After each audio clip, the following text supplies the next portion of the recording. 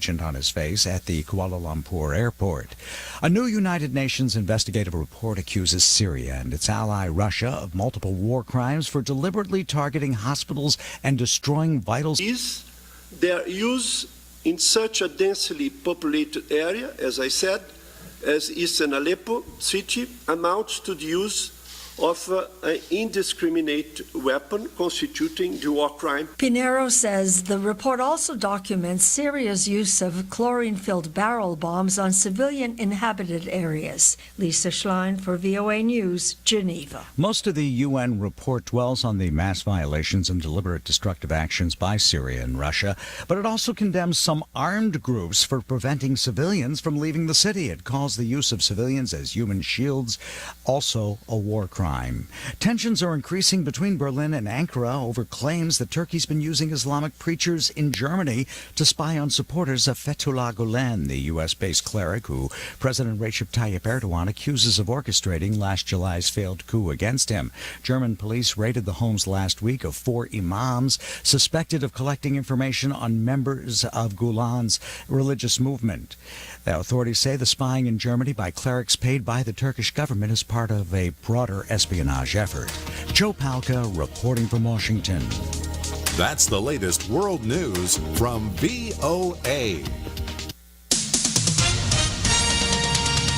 With SRN News, I'm Val Dior. The Senate has confirmed another member of President Trump's cabinet. Correspondent Linda Kenyon has the latest from Capitol Hill. He's Ryan Zinke, and he is the new Interior Secretary. The now former representative from Montana is also a former Navy SEAL and Montana state senator. Zinke describes himself as a Teddy Roosevelt conservationist. Some were critical of that characterization, saying Zinke has shown support for selling off public lands. As Interior Secretary, Zinke will oversee the nation's 400 million acres of public land, which includes the national park system. Linda Kenyon, Capitol Hill. The Senate has given its initial approval to President Trump's choice to lead the Department of Housing and Urban Development, and that is Dr. Ben Carson, the celebrated neurosurgeon and former presidential candidate, cleared a preliminary Senate hurdle today on a bipartisan vote of 62 to 37. His confirmation vote is likely to come tomorrow. And a huge day on Wall Street. A record, actually, with the Dow up to over 21,000 for the first time in what was one of the fastest 1,000-point advances in the blue chip index's history. Economists say the optimism is coming from President Trump's speech last night, in which he outlined the ways in which he hoped to make America great again. The chances that Los Angeles will get to host the 2024 Summer Olympics have just jumped considerably. Budapest, Hungary, withdrawing its bid for the Games. The decision leaves L.A. and Paris as the only remaining candidates, and that decision will come in September. A shooting in Houston wounded 2 officers yesterday afternoon. Investigators engaged in a manhunt for at least one suspect. There's now a $20,000 reward. An additional suspect killed in the gunfire. Of those 2 officers shot, one is in critical condition with a bullet lodged in his spine.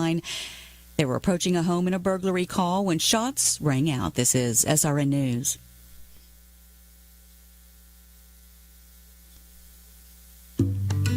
If you are like the majority of Americans, you want to continue living in a familiar environment throughout your maturing years.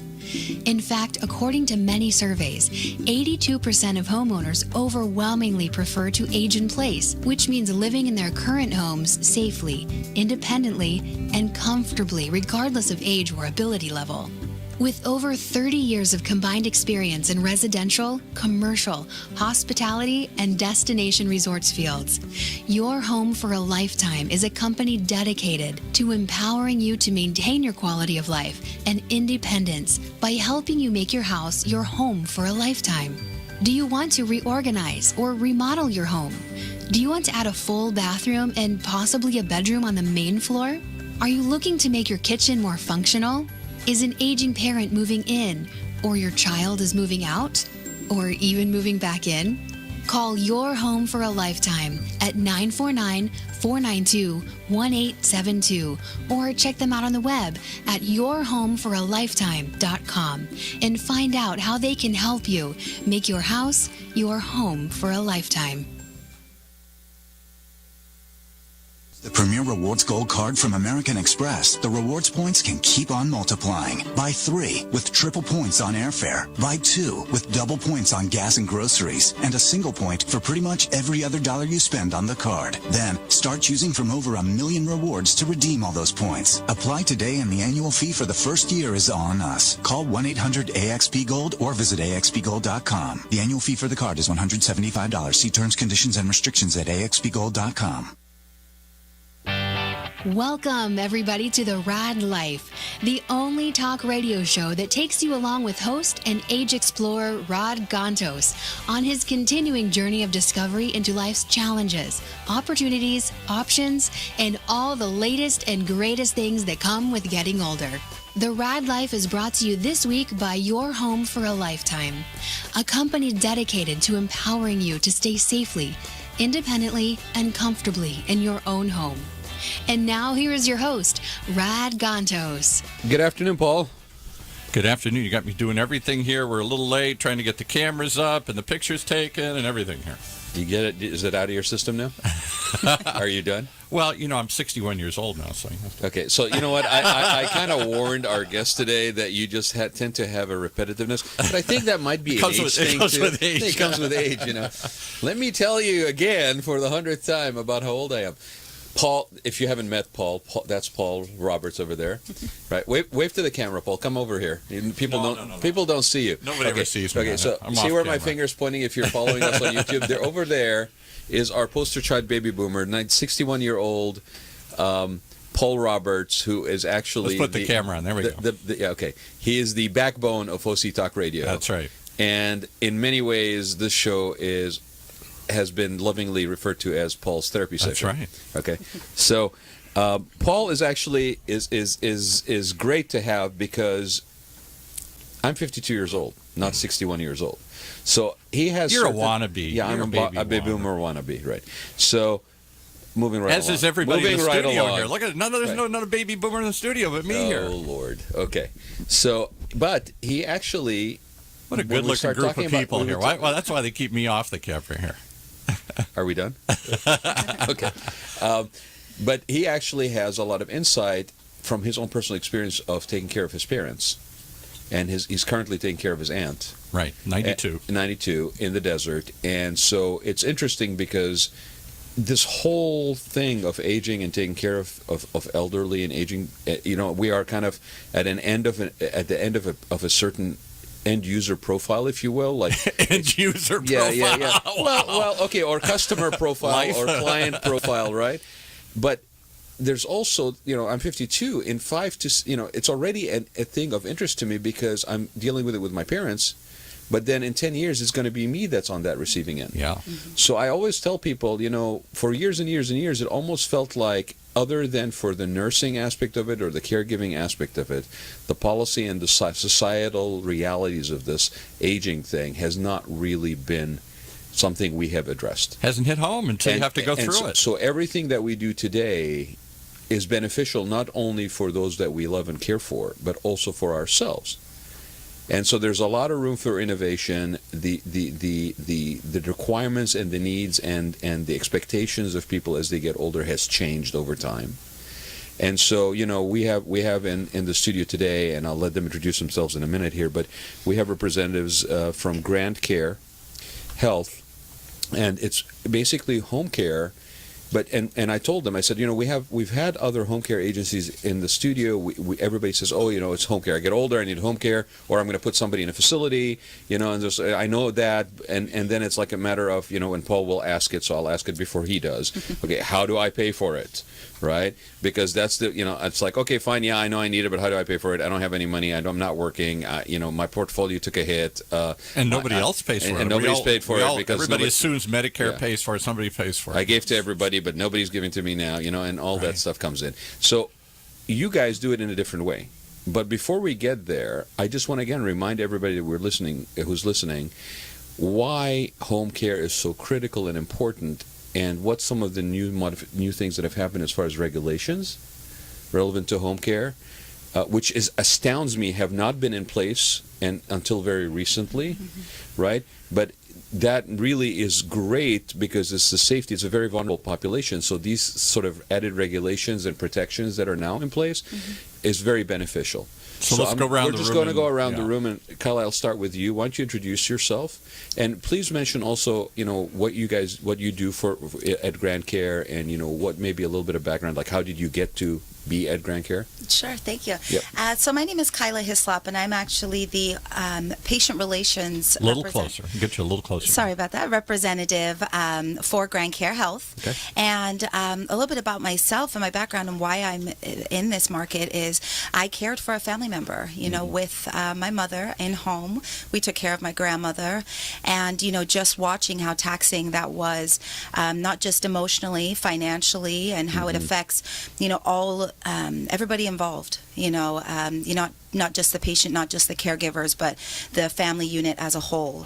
And so it just really opened up my eyes to, the little help that's out there, or education as that process is coming around, and how you have to navigate through that by yourself with your family members sometimes, and people don't really know where to go to get questions answered, and sometimes you feel really, really alone. And before you move on, I just have to ask you, were you as ill prepared as I was?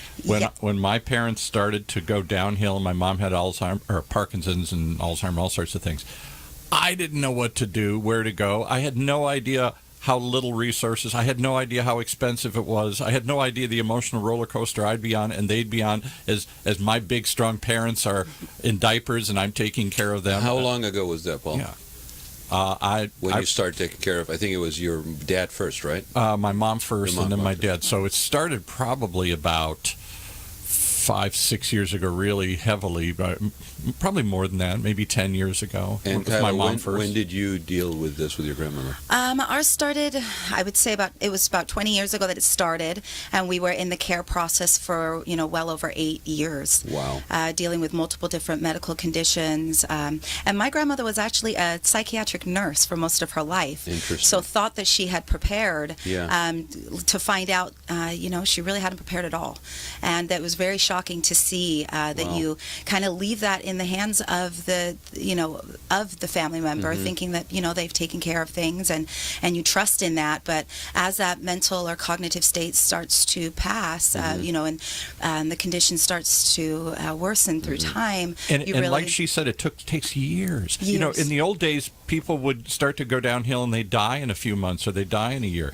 Now that goes on over a year. So I'm trying to think.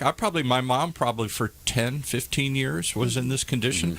And more it became my dad's full-time job, and then it became my full-time job. And you took care of it. You didn't have care, right? You were the caregiver, right, I was Paul? the caregiver. I'm an only child, and I assumed my dad was an executive with a big car company. I assumed he took care of very well planned. But when it came down to this, he had no long-term health care. He didn't have the money to take care of it. He didn't have any plan to take care of it, and because he never thought this would happen. yeah.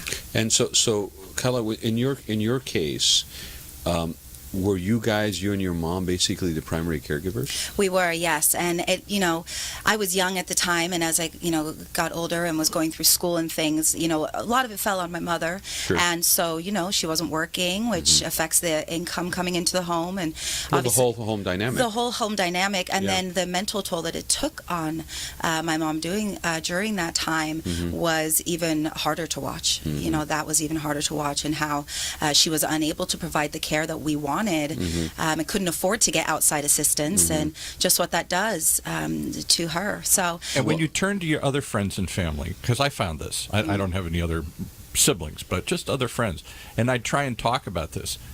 I mean, they were sympathetic, but nobody really wanted to talk about this. And if they did, they didn't certainly have any idea what I should do or how to Was do that it. a similar experience? yeah, and we have multiple family members in the area. I mean, we're talking miles away, down the street, and not once came by for assistance. So yeah, I think noticing it's just very sad. It's a sad situation to be in. So I dedicated my time and my life now to helping educate families and being a resource to the community, and through GrandCare Health Services, being able to actually assist them make some of those decisions and help turn that corner. Well, I have to tell you, I want to just come clean here.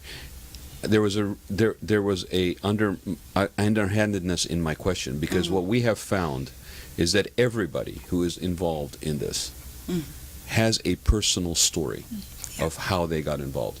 It's not to say that people are not sort of engaged in being of service and pursue this, but in many cases, 1 degree of separation, 2 degrees of separation, they have a personal reference point of having seen a loved one deteriorate or not get the care that they needed, or not been able to be there for somebody, and so they basically shift into this sort of industry. It doesn't seem like something they just answer an ad. There's a labor of love involved, and there's, I think, a sense of gratification and payment that is not financial that they get out of being in this, being of service.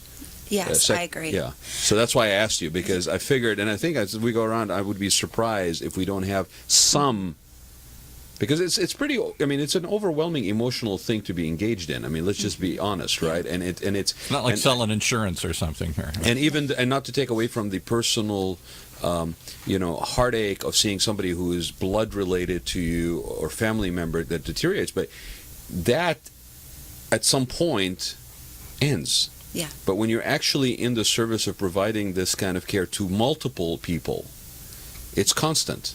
And I'll come back to it in the end, and because I think what we don't always ask caregivers and people involved in the caregiving industry, and I want you guys to think about this, and we'll address it at the end, is what do you do to give to yourself so that you can continue to be a functional giver in that capacity? Because it's not an endless battery that just it has to be recharged at some point. Yeah. Right. Okay. So let's go around, and Amy, you want to talk about how you got involved in this and how you got to, what do you do at GrandCare? Sure. My name is Amy Tran, and I'm a strategic physician specialist. Okay. I work with Kyla, and my responsibility and what I do is to work closely with doctors that do have the demographic of patients that we can help educate and be a resource to them. So what kind of doctors do you usually work with? A lot of concierge doctors, internal med, focusing on geriatric patients, even pain management doctors as well.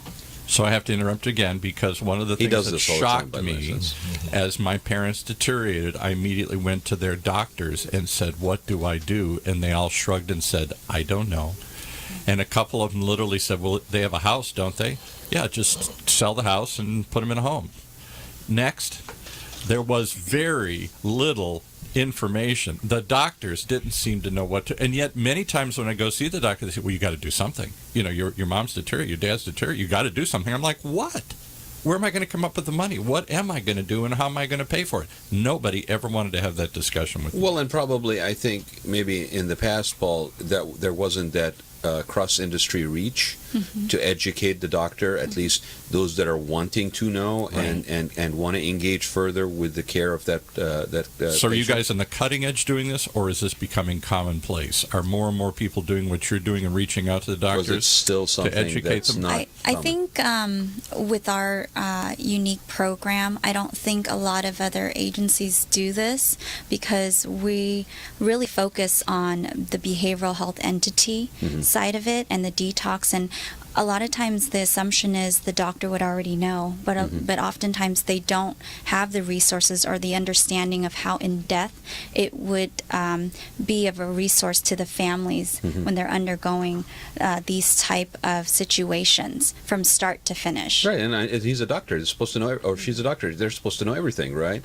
But this is one of those aspects that I think is very specialized, and if you're so focused on the medical side of it, that you may not have that, but if you're interested in, now at least you have a resource. And I want to go back, we'll get back to the behavioral aspect, but I want to move on. Okay, how did you get involved in this? In senior care? it all started with a family member that's really close to me that had to deal with depression and addiction. And even though I was in the healthcare industry for many years, I was at a loss, not knowing what to do or where to go. And it was my goal to educate and be a resource to any families out there that need help, that can afford it and cannot afford it. And the great thing about our company is that we work very closely with different demographic senses of people, of population, that we want to help everyone, or as much as we can. You know, we had, was it last week that we had Senior Serve here? Last week, yeah. It was last week we had Senior Serve here, and we were talking about... Meals on Wheels and other things. We were talking about loneliness. We were talking about depression. You know, we were talking about some of the stuff that doesn't even usually get mentioned.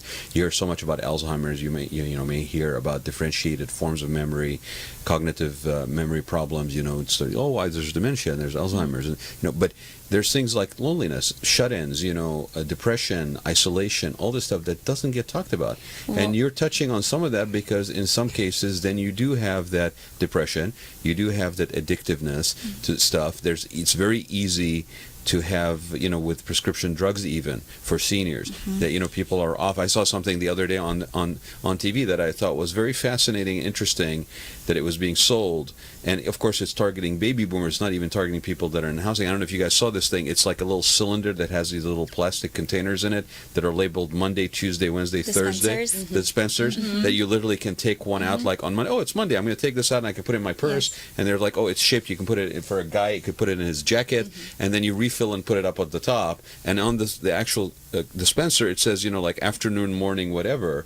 Right? So I thought it was kind of interesting to see some of this stuff start to permeate into almost like retail consumer products, right? Yes. Because it's so easy. I mean, I remember a couple of years ago where I think it was Philips that had the automatic dispenser that you would put all the pills in, and then you would program it so that way, at least in a facility, there could never be over medication or under medication or missed medication periods. So all of this stuff we don't tend to talk about usually. Right. So I appreciate you sharing, and thank you for being candid about how you got there, because I think that's a very important aspect that never gets talked about. And I have one other thing I have to raise that I saw with my mother in particular. My mother was a drug addict at the end. She was completely addicted to a whole host of medications that had been prescribed to her by different physicians for different times or for different reasons, and then never taken away. And my parents, being the old generation, well, the doctor says you should take this, and she took it forever and ever and ever. Nobody ever analyzed what was when you mix this chemical cocktail together, what it did. But she looked like a zombie, and she was on drugs. And what's the one they abused for years that we used to give housewives in the 60s or 70s? And Prozac? Not Prozac, but the one before that. I don't know, whatever it was. And she was on Valium. My mother was on Valium for 30 years, and the doctor who gave it to her died. And so she moved out here, and finally I asked one of the doctors, why is she on Valium? He said, I have no idea. But at this point, she's so addicted to it, why even take her off of it here? Valium. That's why it's so important to educate, not just and focus on the patient, but also their family. Because a lot of times, even though, and we see this very often, where the family lives with them, but they don't have that that comfort or just a companion for them. Yeah. And a lot of times, that's when the depression escalates to the next level. And it's just supporting the family too, because they don't really know what to do. They feel like they see them every day, but they're kind of disengaged. Well, I have a personal sort of an observer very, very close to me, a family member, where the caring for the senior person in the house becomes almost like part of a to-do list. Yes. Because they have so many other things that are on to-do lists, and especially, let's say, most would they say the sort of the typical profile of a caregiver tends to be a woman in their 40s or 50s. They've got kids. They're going to school. Right. Husband. In some cases, they're working as well. And then now they basically have this added to-do item, which is taking care of that senior person in the household, and it becomes I check that off the list. I check that off the list. But to your point, that companionship component, which cannot be just I'll fit it in when I can, right? And there's never enough time anyway, right? That is an important factor, because the alternative, side effect of not having that is the depression, is anything else, the addictiveness. And I'll tell you, the addictiveness could be, you're talking about your mom with prescription drugs. Yeah. It could be getting on a bus and going to Pachanga and spending all the money that you have, because that somehow gives you some socialization aspect and a sense of control that you're doing something, at least momentarily. And then you got a happy smile on your face as you're riding the bus back with. Why do you think all those casinos are out in Palm Springs here? Yeah. Yes, Right. yeah. So, That's true. Yeah. So anyway, that's great. Thank you, Amy. Johnny Clay, sitting behind me, and we save the best to last. What do you do at GrandCare, Johnny? I am the regional director of client relations. It's a long title. Okay. Yes. And what does that really mean? What it means is that I go out and I support all of the staff that's working throughout the San Diego, Orange County, and Los Angeles office. Right, because you guys expanded. I think you guys were started up here, right, and then just expanded also into San Diego County? No, we actually started in L.A. County. Okay. And we also have an office in San Diego County. We actually expanded into Orange County. Oh, okay. Well, welcome to Orange County. Yes. How many people do you have that you basically oversee and guide, Johnny? I have about 12 people that I oversee right now. Okay.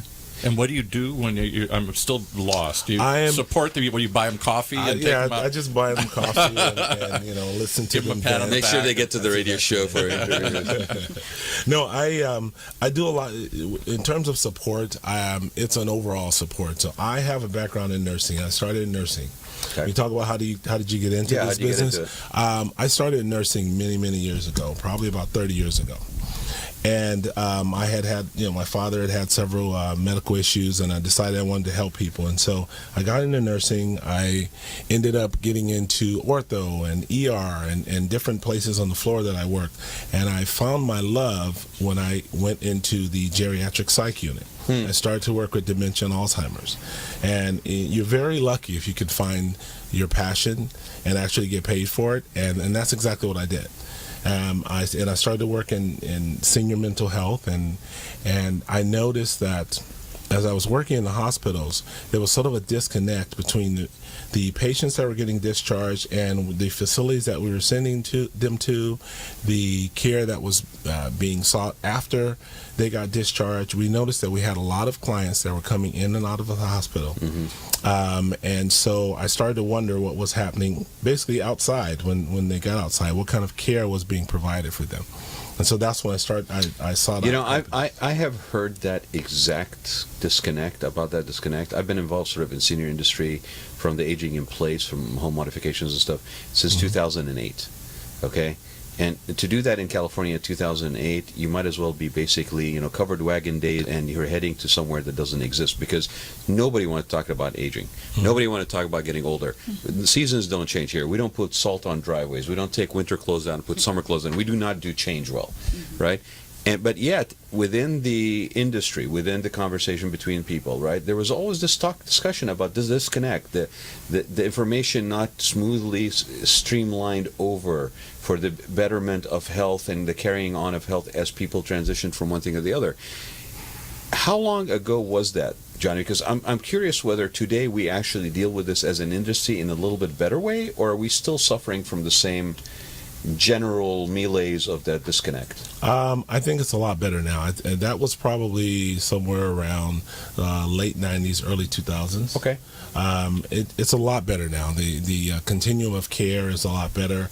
The industry has changed quite a bit, and you have companies like ours that are able to go out there and to take care of not only seniors, 25-year-olds, 35-year-olds, 45-year-olds in their homes that are having issues. So I'm going to ask you guys all one question. How much of what you do you feel is actually educational and providing that orientation and education? Because we talk about it as being caregiving, but I think people forget, and I have an idea how much it is, but I don't think it gets discussed enough, that part of the job, part of the commitment that you guys have for seniors and for the betterment of this industry or the continuity of care is this overwhelming continuous excitement about educating and enhancing, right? I mean, how much of your daily hours that you do, you would say that part of it is passing on that information, informing somebody of resources. How much of it is it? Is it a good amount of your time? I'd say that, yeah, I mean, in terms of what I do, I'd probably say it's 90% of what I do. It's quite a bit. I mean, we're doing, as a matter of fact, when we leave here, we're going and we're doing some Alzheimer's and agitation training at an assisted living community. And that's consistent. And you know, Amy works well with the physicians, and I'm sure she can attest to, no matter how much we talk about it, no matter how much we talk about the care that's provided or that's available, we are continuing to find people every day who do not understand. Just like Paula said, folks who don't understand that it's available out there, what the resources that are available to them. What do you think? What do you think is at the bottom of that? Is it because people don't want to think about this until they have to? Is it because we're just not putting it out in the channels that have audience? What else? What could we do better, you think, in order to get that to be less what we encounter? Sure. So I would say, I mean, to answer your first question that Johnny touched on, is I would say 90% of my time is educating as well, whether it's on the family side of things or whether it is with the physicians or even at assisted living. So everywhere and everyone we're encountering is not just explaining what one service we may be providing for them individually, but overall everything that could be put together in a care plan, psycho and social support, to help make sure that that is complementary and that they're able to complete the program. But to touch on, I'm sorry, could you? Well, I was just gonna, I'm just curious. I always, I keep going back to AARP. Change their narrative, change their message, change the visuals on their message, and now they're pitching it in a different manner, right? And I've noticed that even the ads that are geared to to baby boomers are starting to be younger baby boomers that are basically being visualized in those ads, right? So, how do we make this hunger for information that is super critical and that is unavoidable, every one of us is going to need to know? Okay, how do we make that something that people are interested to seek out versus to avoid like the plague until they absolutely have to? And I'm throwing that out there. I'm not really looking for a that is the reality answer. of it. I don't How think do we make anybody aging, wants to know about it till for they lack of a better way of to. describing, sexy enough that I want to find out about it? Yeah. I think targeting all ages that are able to make a decision. Don't wait till the situation happens to you personally for you to be proactive on it. Right. And it's partnering with different companies and different services that can reach, like I said, all different demographics. And again, educating different doctors, not necessarily geriatric doctors, but these doctors that focus on detox, these doctors that have, different type of patients that they see, and kind of explain to them so that we can continue to educate and promote what we can do to help. But do you guys think, like, for example, I grew up in a multi-generational family, okay? The fact that people got old and they declined in health and cognitive awareness and all this stuff isn't something that was foreign to me. I encountered it, okay? Not to say that others didn't deal with it more closely, but I encountered it. This isn't something. So to be aware that this is something that happens that you need to basically educate yourself on is something that it just took to be a matter of fact. But I didn't grow up seeing it. My grandparents were the few that I had. Most of them had died before I was born or when I was very little, because people died in their 60s back then, in the 1960s. I didn't have any experience with my grandparents, and if they did, they lived far away, and we saw them once a year. So I didn't have a day-to-day experience of watching Grandma decline and what it took to take care of Grandma. Grandma lived in Florida or someplace else, and I never had to see her or deal with this. And when I did, it was for a very short period of time. So I think that's part of it, is that we have this notion that we put old people away and somebody takes care of them, and then out of sight, out of mind. And then the other thing is the baby boomers, as we've said many times in this show, we're the Peter Pan generation. I still dress like I'm 30 or 20. I don't want to think I'm ever going to get old or ever going to need this. I don't ever want to face it, think about it, deal with it. Right, but you are at the same time facing it and dealing with it. And yes. what I'm saying is, and I'm just putting it out there for discussion now, later, whatever, is I think maybe it's a multi-generational message delivery. Maybe we should be engaging people that are multi-generational, not through only the physician and the industry, but through actually more societal, like we talked about a number of times, having like millennials and baby boomers having a town hall style thing where the discussion is happening. Because again, there's another factor. The baby boomer is a grandparent, the millennial is a grandchild. You take the parent out of the equation and nobody has a resistance to either hear their parent or listen to their child.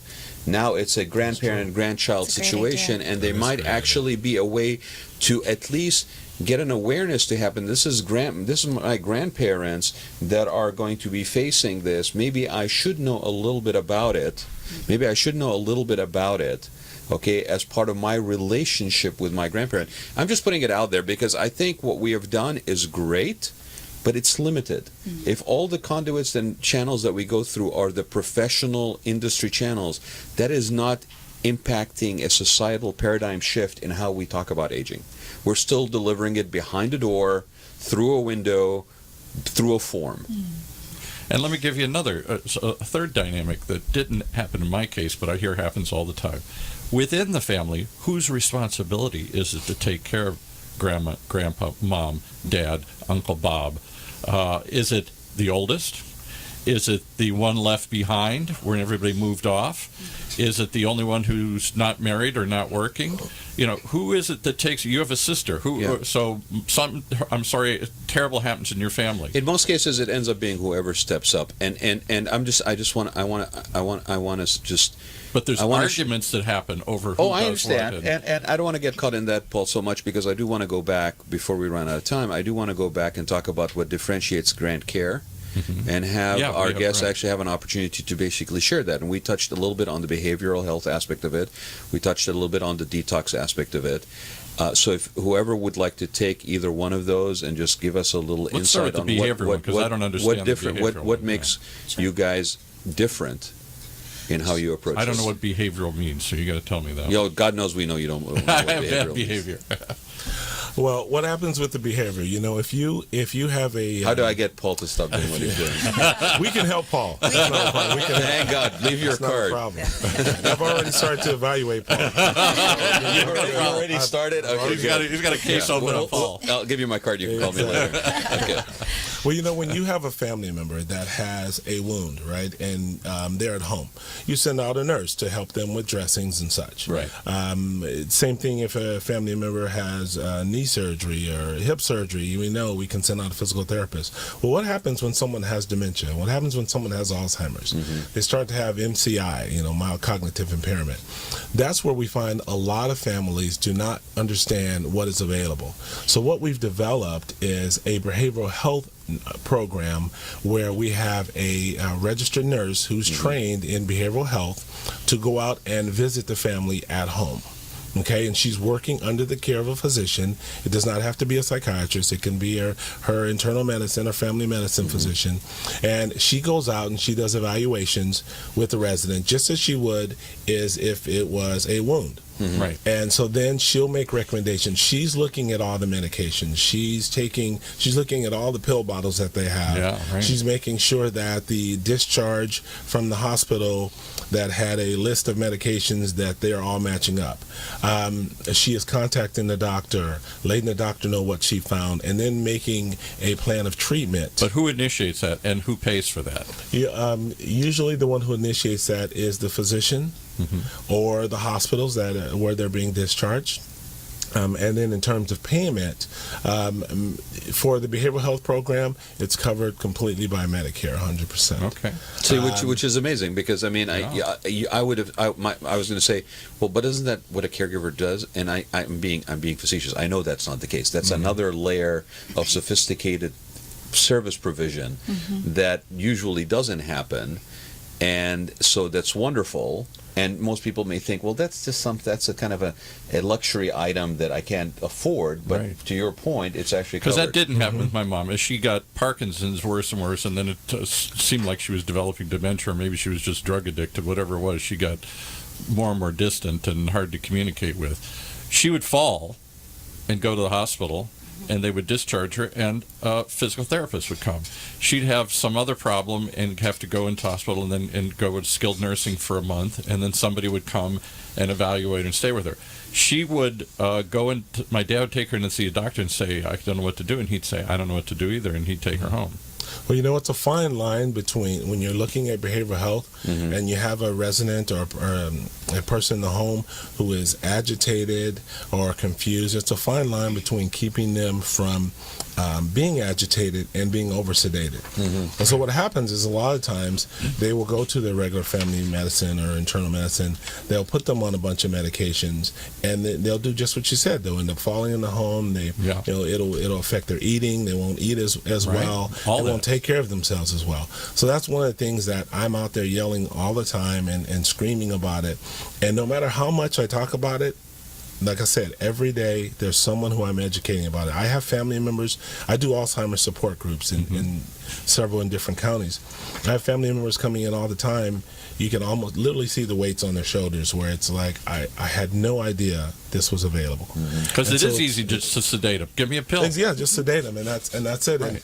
And you know, one of the other things that I've talked about recently is that the physicians, when they are being trained in medical school, how long do they spend on geriatrics? I know my daughter's in medical school, and I know how long they spend on a day on geriatric site. You're exactly right. A day, and you got to move on to the next topic. So pretty much everything that they learn is on the job. So if they're not exposed to it, now they're out there and they're treating. Well, Johnny, I mean, we touched on it a little bit at the beginning of the show. Like, you know, the regulations have changed in the industry, and we have tighter requirements now than we've ever had before, thank God.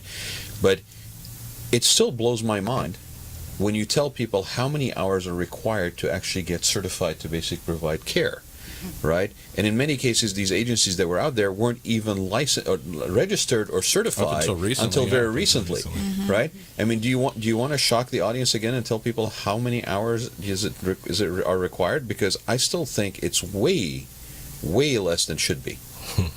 That's true. As a matter of fact, you know, sometimes when it comes to having, you know, we have a private side also where we provide the home care and the caregivers and CNAs.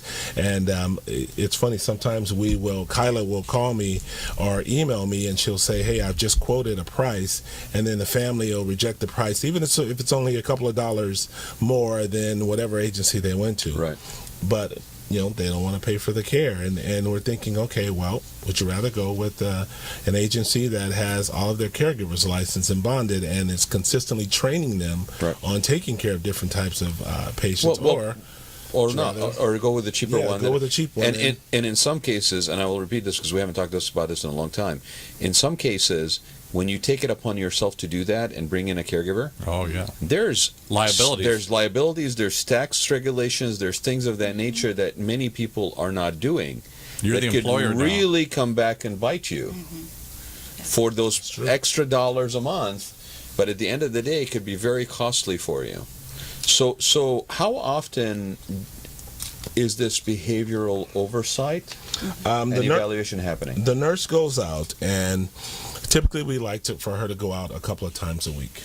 Oh, that's you know, and sometimes it's one time a week. It really just depends on what's needed. But the nice thing is that the nurse is looking at not only from the behavior, she's looking at nutrition, she's looking at bowel regimens, and you know, she's dealing with medication management. She's looking at everything overall, and then she will make recommendations for the other disciplines. So maybe we do need that physical therapist in there to support while she's still coming in. You know, maybe we need a social worker, or maybe you were mentioning Meals on Wheels earlier. Maybe they're having issues with that, and maybe she needs to call in one of our social workers to help set up Meals on Wheels or something like that. My aunt recently got a call out of the blue from she went to the hospital. She goes in the hospital, it seems 2-3 times a year, usually for falls or something, and somebody called up and said, "I'm with some program, and it's a pilot program under Obamacare, whereby there's sort of an ombudsman, and it was only in certain communities, and where she lives out in the desert happened to be one of these test communities." And I'm still not quite sure what the program was. They called a few times, and I wasn't quite sure what to do, but they basically are trying to coordinate care between different agencies to make sure, because my aunt goes to see 3 or 4 different doctors. They never talk to each other. Right. In fact, they'll often say to her, what did the other doctor say? What did the other doctor say? That's true. And she's supposed to remember and communicate to them? Well, and that sort of outside of the box thinking as far as what's not only the delivery of it, but the collection of information for the improvement of care. Mm-hmm. Coordination. And the continuity of an enhancement, possibly, if possible, requires that constant monitoring. And if it's happening in your home versus like in a facility, then who's doing it, right? And where's that information going? I mean, we had a couple of ladies that were here 2 weeks ago, and they basically are developing the protocol for provision of training, specialized training for massage therapists, specifically to provide service for seniors. Okay? And part of the byproduct of this is not that you're just getting a massage, but they are, unlike Meals on Wheels, for example, which is an amazing program, they are actually laying hands on the patient, on that lady, on that elderly, on that aging person, and they're evaluating lymph nodes, they're evaluating things like that in the course of the provision. Trying to work it out of your legs. And allowing that information to then pass back to whoever is needing to know about it, because they're a point of touch for that person that may be shut in, that may be, and they're going to facilities. I don't know if they're doing it in home, but I thought it was fascinating because I'm involved in the spa and wellness industry in my professional capacity as an interior designer, and it's fascinating to me that this protocol is being developed, because what do you do when you're giving a massage to somebody who has dementia and they basically completely forget where they were? How do you manage that if you don't have that specialized training, right? Right. And yet you care, and that's why, again, a lot of people that are in the aesthetic and wellness industry have sort of similar characteristics, right? Just another form of caring. But it's fascinating that we are pushing those walls out and doing things a little bit differently. So again, I just want to make sure I understand. So GrandCare Health Services. I've got it mixed up. GrandCare Health Services. You're trying to provide a behavioral specialist, a nurse, or somebody to go out and evaluate these people on a regular basis, but the doctor has to know that this exists and which is where Amy comes in and prescribe it. Yeah. And then you provide the people to do this. Exactly. We do a lot of other things in that. I mean, obviously we do the standard home health, like I talked about before, physical therapy and such.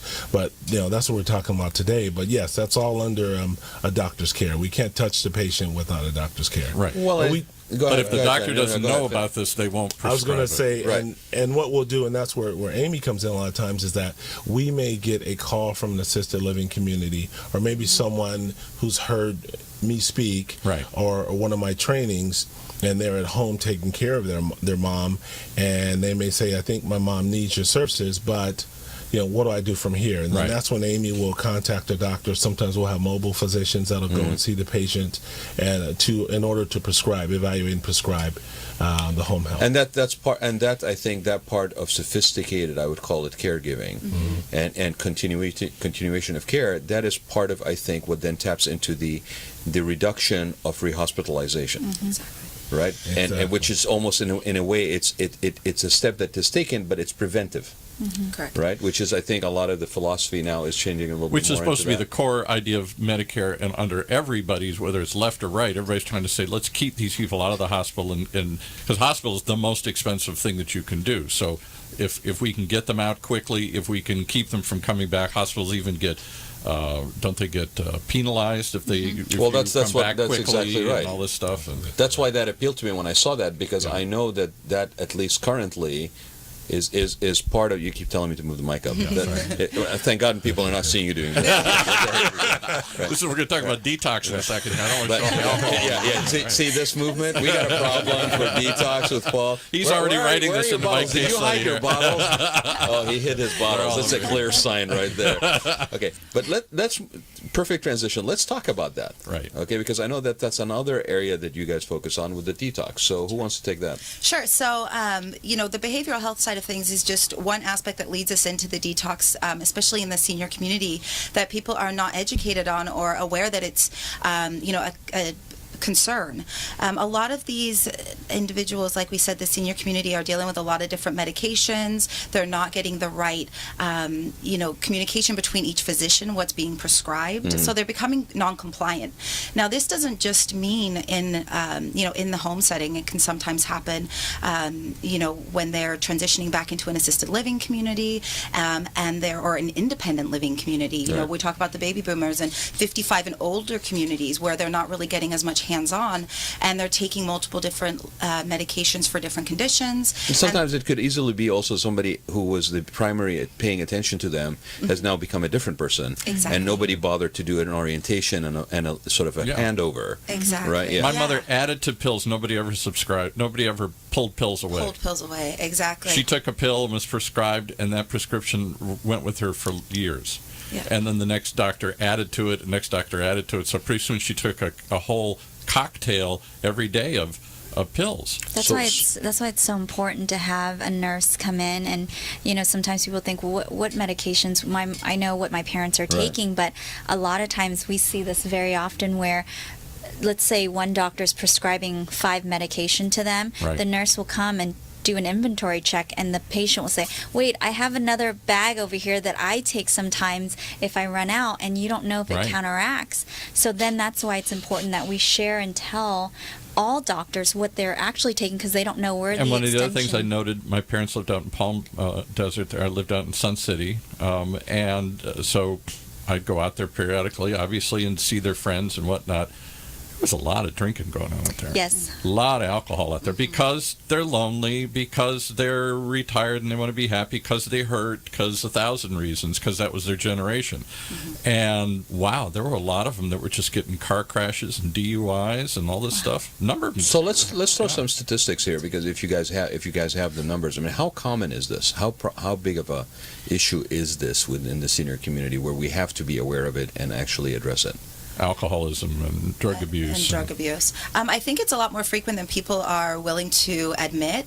Again, a lot of it is unknown, even in the home setting. The family member might think, mom or dad is having a glass of wine here or there, but 1 or 2 glasses of wine in a senior citizen that's taking 12 to 13 different medications 2 to 3 times a day is deadly. So it becomes a very serious matter, and I highly suggest to anybody that's taking care of a senior, just take a look at that situation when grandma or mom is having a glass of wine at dinner. What medications are they taking with dinner? Are they taking them before or after? So I think it's about the education side of things again. So I wouldn't want to throw out a percentage, but it's a lot more frequent than you think, and it doesn't have to be a high level of addiction. It doesn't have to be a bottle of No, it's a habitual. It's just a habitual. And that's the key. Exactly. I'll share another thing. I've never shared this before, but my dad went to his grave thinking I have no alcohol problem, but he did, because for his entire adult life he grew up in a world where you came home, you had a martini, and maybe 2, and that's how you relaxed after work. And that was part of his ritual. It was an important component to him. He did it almost till the day he died. A couple times towards the end, he went and he was taking pills on top of that, obviously, as he got older and had problems. And he went into the hospital one time, and he started hallucinating. And went to the doctor, said, what the hell's happening? We called the doctor, and he says, well, he's detoxing off of 20 years of having a martini. I said, but he only ever has one. He's very...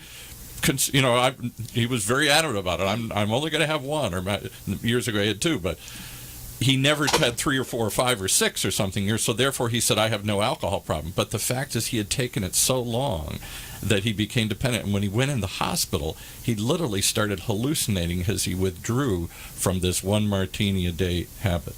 Yeah, and that does really happen a lot. Opened up, and so the last year of his life, he stopped drinking altogether. So how do you guys address that? I mean, what do you guys do at GrandCare? So with our in-home detox program, we have it's a different approach that's specialized not just to the senior community, but to anybody that's dealing with these sorts of addictions and doesn't want to go into a traditional setting. The in-home the facilities and detox centers. Specifically when you're dealing with the senior community, they don't, they're in their 70s or in their 80s, whatever it may be. A lot of these addiction centers are geared more towards the younger or aging community, but not anybody that's in the senior, community that's 65 and above. So, you can't take somebody, a 79-year-old that's been, abusing unknowingly prescription drugs and things of that sort, and put him in the same sort of a talk therapy group with a 20-year-old heroin addict or 30-year-old alcoholic. Without naming anything, with the ocean view and the balconies, and I'm going to sit there, and then everybody around me is three-quarters of my age. Right? I mean, so you can't do that to them. They're probably probably drive them to drink. Actually, yes, they're going to be non-compliant. They're not going to want. It's unheard of. I mean, you can only imagine having that conversation with your father. I'm sure he would be, unwilling. So, and especially when it, is an addiction that they weren't aware of until recently. So, with our in-home detox program, it's customized and provided to them in a private setting, whether it's their home or setting of their choice, and it's specifically geared around their addiction, their age, how to deal with it. It's around-the-clock care for 5 days in that setting with an RN. See, that's revolutionary. Honestly, that is really revolutionary. That's totally revolutionary. To deal, and we say this all the time. If it was a child, oh my gosh, the floodgates of funding and support and everything the sky just opened and everything came down to support that child. When it's a senior, to your point earlier, Paul, there's a certain sort of disposability. There's a certain whatever. Well, it's becoming harder to have a disposability attitude with somebody who's going to be around for another 15 years. Yeah, right. Instead of 3. And they're adults. They don't. And they're adults. So you're not going to deal with them like a teenager and punitively sort of basically try to get them to break their habit. Right. Exactly. And they've got their own means. So it's like, the heck with you. I'll just go. I'm just going to go down the street. I can't drive. I can't see, but I'm still going to go down there to get my supplies. Right. Exactly. So that's actually very revolutionary. And the fact that you're taking the care sensitivity and applying it specifically to that population and age demographic, but you're also realizing that it's not really limited. Yes. No, it's not limited. I mean, the great thing about our program is that we've helped everything from a teenager that's, going from high school trying to possibly had an injury and is on pain medication but wants to get a college scholarship. He can't have a detox or a 30-day program on his record, a college student going into the pros, things like that. So there is such a people wide surf, and they have demographic. accidents. Next thing you know, they're basically incapacitated and cannot get around for a certain duration of time, and that could easily be when that happens. Yeah. And I also wanted to mention, sorry, Carla, I also want to mention that, remember that when we detox, in our detox program, it's put together very quickly in terms of getting a nursing team out there and being able to handle that case. But it's done wherever that person is residing. So we've had people CEOs, and we've helped them detox within their organization, in their corporate office. Right. We've had folks we detoxed in hotels because they didn't want neighbors or anybody to see them. So wherever they're at, that clearly isn't paid for by insurance. So that's clearly paid for by private. Right. But so I'm going to ask a question though.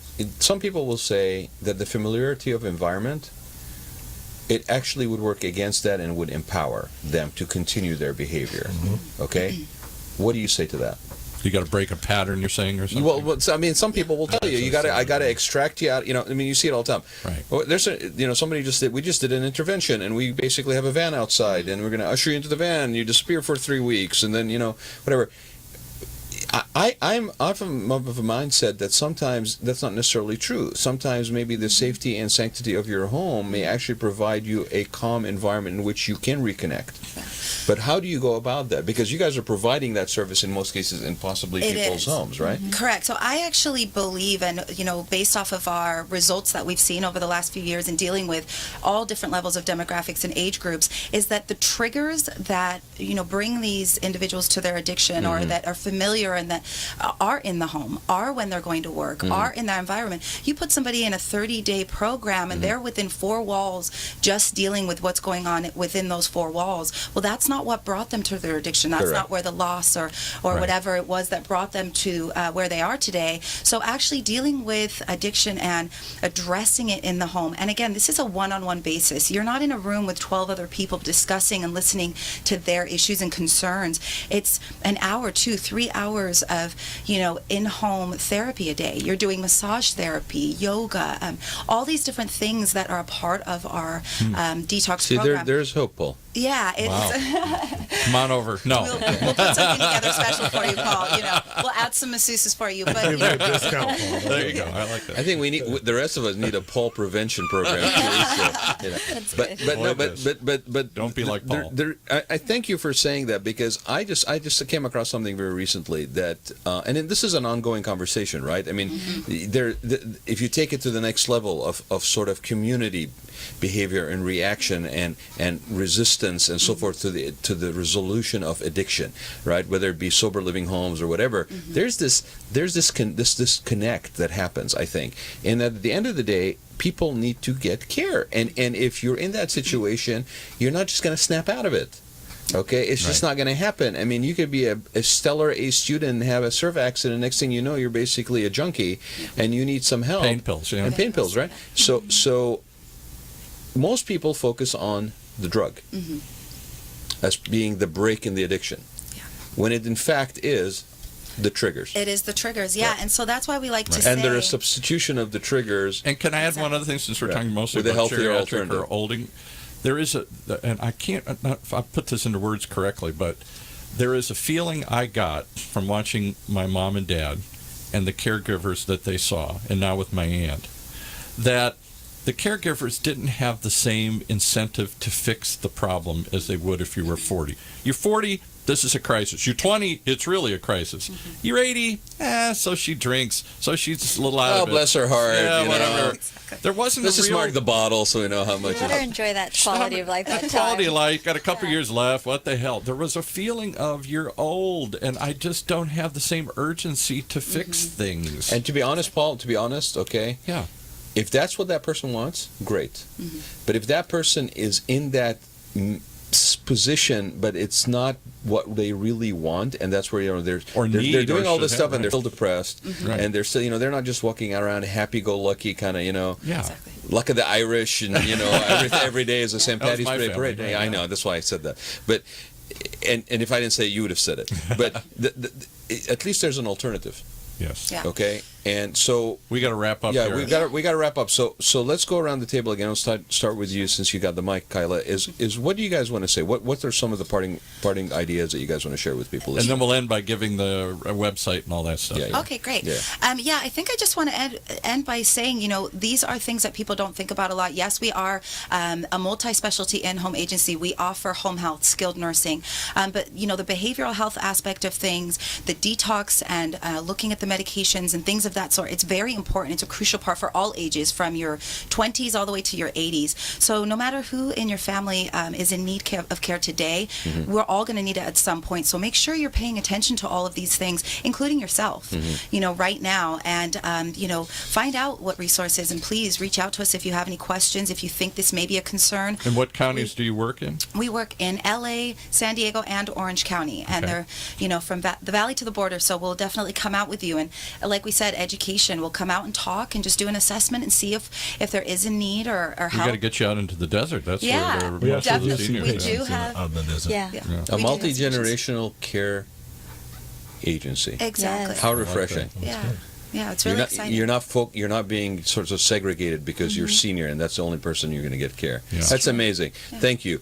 Amy, what would you like to say? I know you have a whole sheet. I'm looking at it here, but what would you like to say? No, just what Kyla had just talked about is just educating and working with different organizations that see the importance of helping them, with their psychosocial needs. That is the root of how to be able to help them have a quality of life. A lot of times people think it's more of the obvious, which is your knees and your wounds, but sometimes it's the mental depression and things that we can work with that can give them hope. Well, and the spiritual and the mental aspect of it gets an added level of complication when you start talking about ethnicities and backgrounds and things that are. We didn't go into that. Right, but I'm just trying to emphasize the point that Amy's making is that it has to be a holistic approach. Yes. It is not a medical, No. physical approach on its Correct. own. It has to be a holistic approach, and that's when you start now crossing into things that are like wellness and preventive care and self-care and all this stuff, which now sounds very empowering. Now sounds like that very cool thing that I should be aware of. I have an awareness of how I maintain a quality of life as I get older or I face life challenges that may be physical in nature, but I have to also be aware that when that happens to me, there's something happening in other parts of me that I also have to provide some attention to. Exactly. Yes. Because you definitely Yeah. feel like you lose control at that point in your life. If I watch my mom and my dad and my aunt, that's a very disruptive thing for most people. And yet at the same time, you feel kind of, because you're helpless, you just sort of let it happen and hope somebody else will pick up the ball and and you're help you. you're feeling worse because your pride comes in that you have to ask for help or you have to you receive need help, and if you're not a burden. wired to receive, then that's another aspect. All of a sudden, at this point in your life, after giving, but never really being able to receive, now you got to basically start receiving. Right. I mean, I can only imagine the mental stuff that does to you. So you're saying if we psychologically, too. became empowered earlier and had plans for this and awareness of this Yes. stuff in place, then we would take control of our lives for a much longer period of time, maybe through the end of our life. And that's exactly what I'm saying. Right. And that's where the message needs to be equally. I mean, there's sort of an immediacy that is needed for care, but I think that's the message that really needs to resonate louder and louder every year. Okay. Johnny? Last. Well, it's so like you talked about it when you said connecting the millennials with the senior generation, taking out that middle part. I think it's huge. I would like to say that, no matter what situation a person is in, there's always help. There's always help, and we come across it every day, and we take care of it, and we bend and mold and figure something out. But I've dealt with a lot of folks, and like Paul has said earlier, unless you've dealt with it, you have absolutely no idea. The businesses that surround us, unless they've dealt with anyone who has dementia or Alzheimer's or any types of those issues, they have absolutely no idea how hard it is to deal with that. It's a consistent day-to-day thing. It doesn't stop when you're tired and you're ready to go to sleep at 10 or you cross it off your to-do list. Exactly, it doesn't stop. You're not And ready. so- You're not ready to handle it. You're not ready emotionally. You're not ready physically. You're not ready financially. All these things impact you. You're to change in roles. You're the parent, and you're taking care of them, and they're resistant to them, and they're depressed, and they're doing all. Well, these and things. we live in a society where everything is instantaneous, right? Yeah. So for me, it's we got an issue. We're going to sit down. We're going to talk about it. I'm going to make a list. Done. We're going to cluster it off. We're going to make a decision. We're going to look up a website, make a call, and then I'm moving on to my life, right? Yeah. Right. This is not the case in this. Right. But I mean, this is kind of the funny, we laugh about this, but it's really part of modern living, and you got to readjust your mind that this is its own entity, right? And how to find the ability to both ask for help. You don't need to know what that help needs to look like, but you to allow yourself to ask for help and let somebody guide you to that. One of the most frustrating things is, as you deal with people when they get older, my mom, my dad, now my aunt, they're not rational anymore. My dad was the most rational man I ever knew in life. The end, he wasn't rational. It was all emotional. It was how he felt. My aunt right now is going through. Here we are doing this. I'm going to drive out on Monday, and we're going to look again at possibly assisted living facilities. We've looked at them 10 times, the same one. And every time she says, no, I hate that. I'm not going to go. And then 3 weeks later, she calls me up crying and says, I got to go. So we're going to go back out and look at the same place that we've looked at 10 times already here. And all the issues are going to come up again. I'm not ready. I don't like it. I don't want to be there. And then I say to her, okay, then don't call me in 3 weeks and say how scared you are. How over and over again, so you get so crazy. So how often do you go out there other than when you go to visit facilities? I try and go out. I talk to her every day. Okay. If nothing else, just to see if she's okay. And then I try and go out once a week, once a month at most, somewhere in that neighborhood. Yeah, I make an effort to go out there. Probably not at this point. The winter, not so much, because for a variety of reasons, I don't go out there during I have another place to stay in the summer, but it's rented right now here. So if there's so basically, like I go with my parents to lunch every Sunday. you have this sort of repetitive pattern with your aunt. Basically, go visit facilities every 3 weeks. Pretty much. Pretty much. So it's part of her socialization. Yeah. And we go through, I did this with my mom, in various other ways, we go through these maddening arguments over and over and over and over again. Whereas 20 years ago, my dad would have, or mom or my aunt would have just made a decision. But because they've changed and they don't want to make more changes and they can't come to grip with these things, and so it doesn't just get done, which adds to my frustration level, which adds to my resistance to go do it for the 14th time. And that's what the emotional aspect that you're talking about. And we only talked about it relevant to the person that is in receiving care. How many times can we talk about it? But we're going to do it again. all the people that are around them that are also impacted? Paul, we addressed that a few years back. I know we had put together a program for assisted livings that it was called Now Is Not the Time. Yeah. and that's exactly what Perfect it is. name. Now is not the time. Yeah, right. And so these families would come in either from the assisted livings or from the surrounding neighborhoods, and we talk about how do you have that conversation. When is the time? Because for example, my aunt, just the type of things that come up that you would think, who cares? My aunt can barely move around. She's totally alone. Meals on Wheels are the only people that visit her every day. She lives in an apartment out there by herself. She moved out there because she has a deadly form of blood cancer that was supposed to have taken her life 20 years ago. But the doctor died and she's still alive. Wow. She moved out to be with my mom and dad for the final years of her life, except my mom and dad died.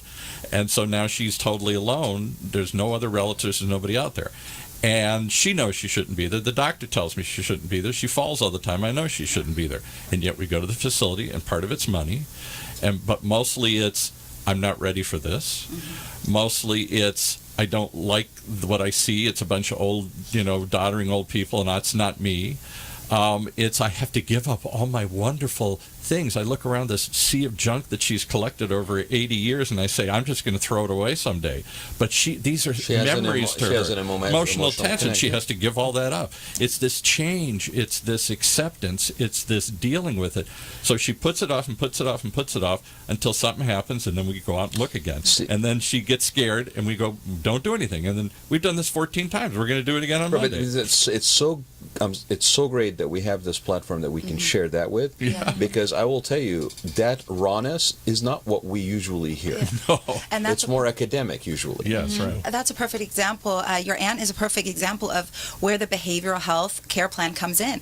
When she transitions finally, when we make that decision, I wish you luck in that, because I know that it's very difficult, is not only the behavioral aspect at home, but when she transitions into those assisted livings, to touch on what Johnny said, we have programs, transition programs with a lot of memory care and assisted livings, because when they transition into that community, although they are getting assistance and there's a lot of other residents and there's activities, and they become very secluded and they're scared to come out, and it's like being the new kid at school again. Exactly. Who do I talk to? Do I have friends? Things like that. So that's where the behavioral part comes into it for her as well, so you can make sure that transition is smooth for her. And I could see if she would do that, because, for example, in this assisted living, she has to go down and eat with other people. She hasn't eaten with anybody else. She's lived alone for her whole life. She's never got married, doesn't have any kids. So her whole life she's eaten when she wants. And she's like, the whole notion that I have to go down to dinner at 6 o'clock, I don't want to eat dinner at 6 o'clock. Maybe I want to eat at 8 o'clock. I am dealing with that right now, Paul. Okay, we were brought on board to do the design on a 80,000 square foot facility that's going up in Stanton. That's 110, 120 bed facility, 3-story, memory care. Okay? And the crazy thing about it, and I'll speak to your point, is that we're talking about in every floor there is a dining area. Okay, first question for me in terms of efficiency is why every floor has a dining area. Why can't you just combine this, right? Well, because the people that they have talked to that are on the provision or the operator side don't want to have people leave the floor that they are on. Everybody needs to be on the same floor, on that floor that they live.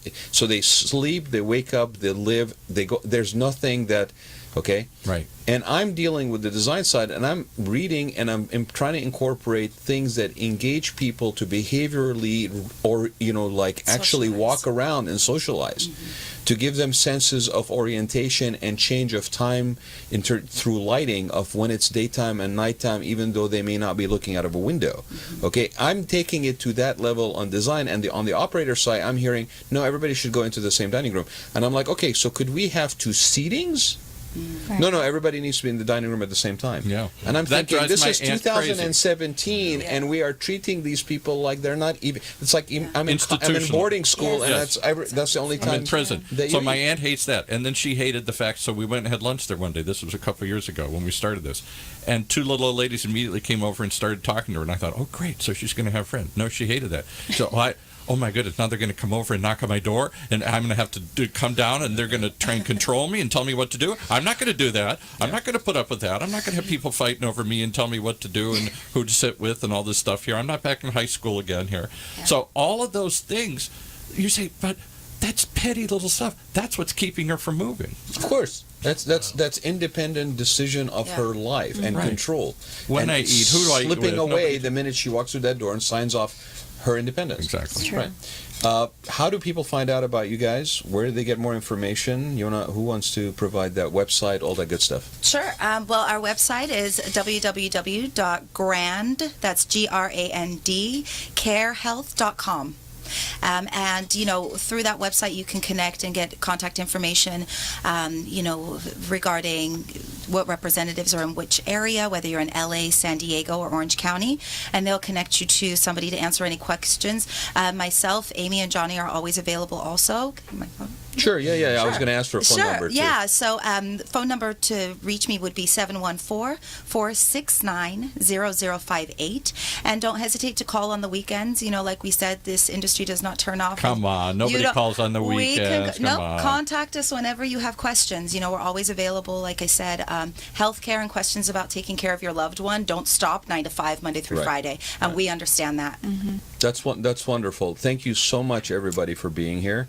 I think this conversation, it's always the case with the show. This conversation is supposedly going to go down a certain direction, and then we end up finding these other little pockets that really are interesting to explore. So I appreciate you guys exploring them with us today, and put out an invitation for you guys to come in or call in if there's anything that's interesting of this nature. We're always looking for something to engage people, to delve deeper, to look beyond the. And I'll tell you where this show would love to go, and we've talked about this, and we haven't been able to do this.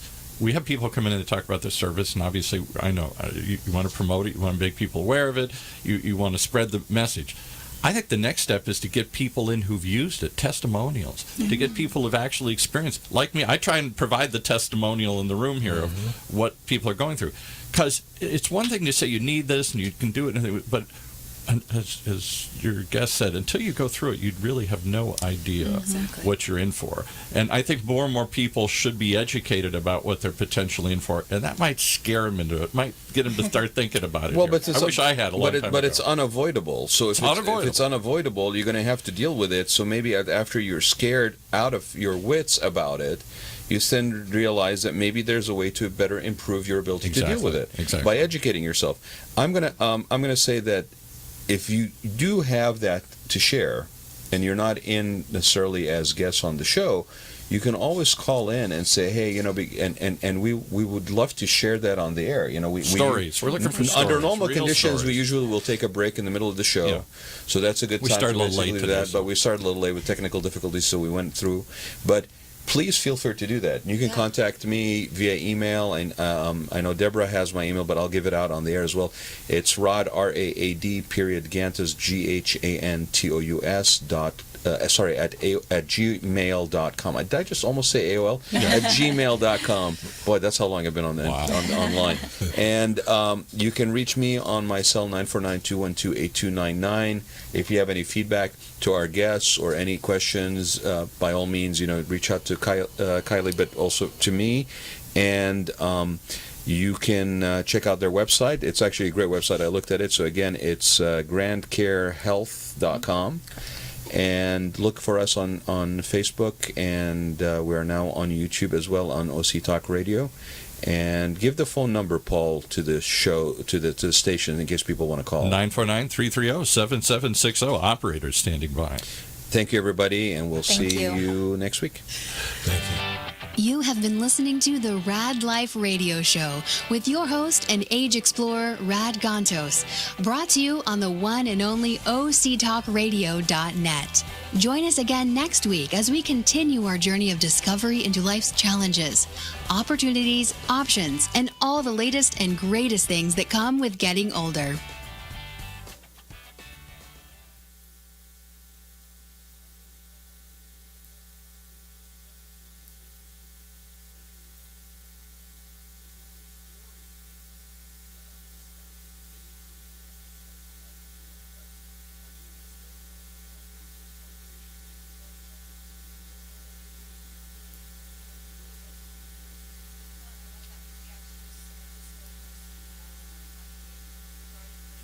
It would feel like to lose everything. Your job, your home, your family, your dignity. This has happened to thousands of the men, women, veterans, and young adults we serve at Working Wardrobes. What do we do to help? We provide career development services, life skills workshops, job skills training. We provide the perfect interview outfit, and we get clients placed in jobs. Call Working Wardrobes, 714-210-2460. Donate, volunteer, invest, hire.